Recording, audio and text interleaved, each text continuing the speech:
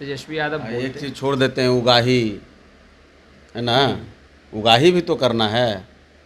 5 विभाग लेकर युवराज बैठे हैं, उनके विभाग में एक में तो जांच चल रही है, बाकी विभागों में क्या हुआ है ये भी सबको पता है। और ये आलोक मेहता जी से जुड़ा हुआ नहीं है, राजद के तमाम विभागों की मॉनिटरिंग उप मुख्यमंत्री के द्वारा होती है और उनके लोग वहाँ बैठे हैं।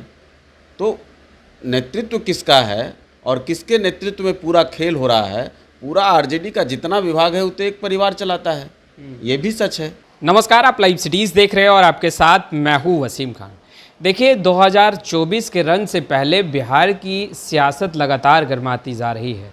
यूँ तो बिहार में महागठबंधन की सरकार चल रही है, मगर जिस तरीके से लगातार खबरें निकलकर सामने आ रही है उससे कहीं ना कहीं प्रश्न चिन्ह तो खड़ा होता है। हम बात कर रहे हैं भूमि राजस्व विभाग में ट्रांसफ़र पोस्टिंग हुआ और उसे मुख्यमंत्री नीतीश कुमार ने तत्काल रोक दिया है।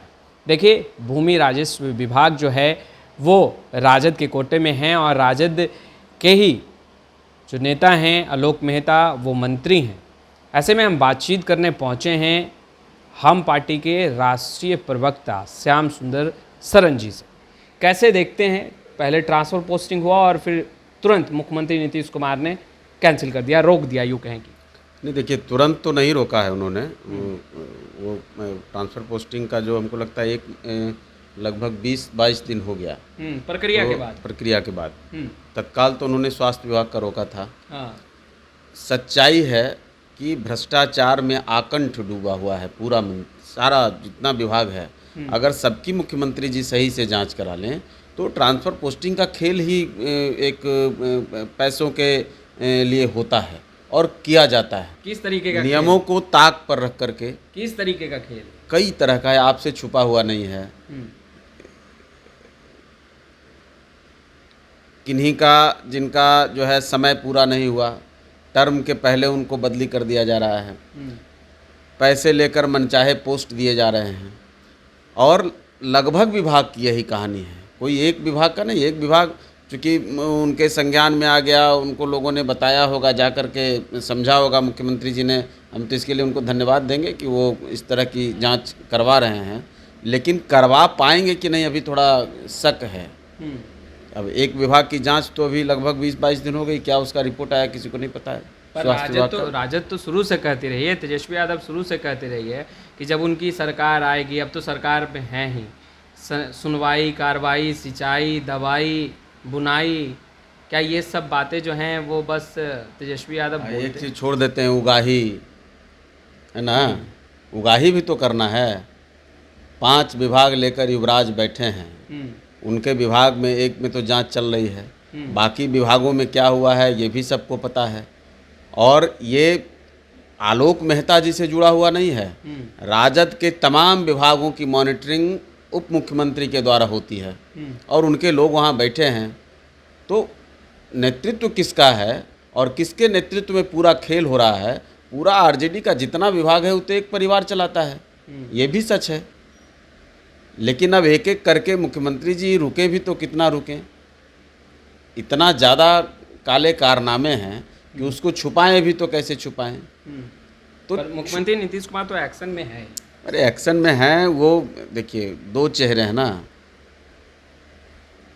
वो कार्रवाई कर भी रहे हैं और हो भी नहीं रहा है। स्वास्थ्य मंत्रालय का कार्रवाई का क्या हुआ, जांच रिपोर्ट अभी तक आया है क्या?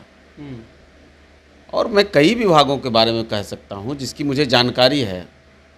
तो हर विभाग का अगर वो ईमानदारी से जांच करवा लें तो आरजेडी का देखिए मसला अलग है, वो चूँकि भ्रष्टाचार का पर्याय ही है, भ्रष्टाचार के आका हैं और उनके साथ मुख्यमंत्री जी अपने यूएसपी की चिंता भी करते हैं और इस यूएसपी को थोड़ा बनाए रखने के लिए इस तरह का छोटा मोटा वो सिगुफा छोड़ते रहते हैं। बाकी तो आरजेडी आती है भ्रष्टाचार के लिए ना, उसका तो यही राजनीतिक मकसद है, तो उससे वो कैसे उससे अलग कैसे हो सकते हैं, उसको छोड़ नहीं सकते हैं।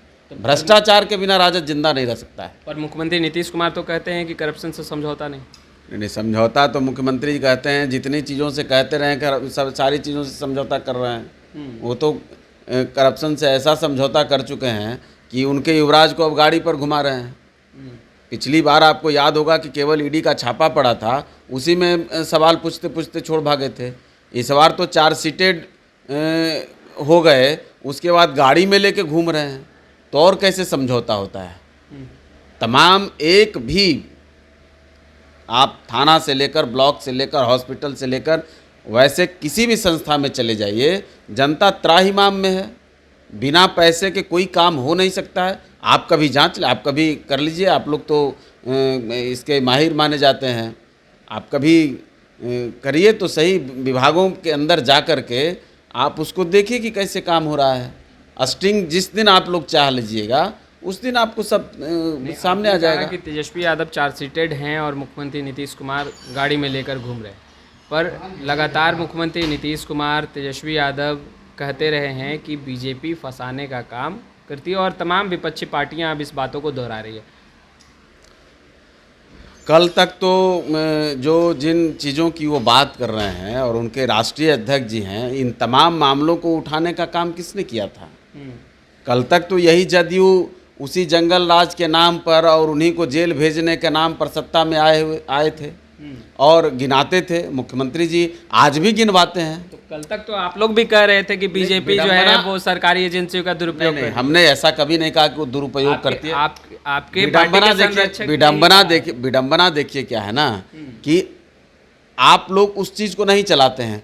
मुख्यमंत्री जी बगल में उप मुख्यमंत्री जी को बिठाकर और वो कहते हैं कि कल क्या था जी, हमारे पहले क्या था जी, बिहार में क्या हो रहा था जी, कुछ था, कहीं कुछ हो रहा था और हमने सब किए हैं। आप बताइए, तो इसके बाद भी स्वीकारोक्ति क्या होती है? अपराध का ग्राफ आप देख लीजिए, माफिया जिस तरह से हावी हैं इस सरकार पर, वो पूरा तो आंकड़ा है ना। मैंने कई बार कहा है कि ये जंगल राज के बाद माफिया राज चल रहा है। आप जिस तरह से टारगेटेड किलिंग हो रही है बिहार में, एक एक जगह पर आप जाइए, मुजफ्फरपुर का कांड हो या और भी अन्यत्र कई जगहों पर आप देखिए, तो कैसे ये बालू माफिया, शराब माफिया, जमीन माफिया, तो ये तमाम माफियाओं को जिस तरह से पोषित करने का काम सरकार कर रही है और अपने सरपरस्ती में उसको काम करने का एक नया तरह का जंजाल जो फैलाया है, तो उसका तो परिणाम है।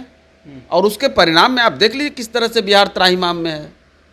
तो आपने सुना, श्याम सुंदर शरण जी को स्पष्ट रूप से कहते नजर आ रहे हैं कि जंगल राज के बाद अब बिहार में माफिया राज चल रहा है। खैर, स्टूडियो में इतना ही। आपका बहुत बहुत शुक्रिया।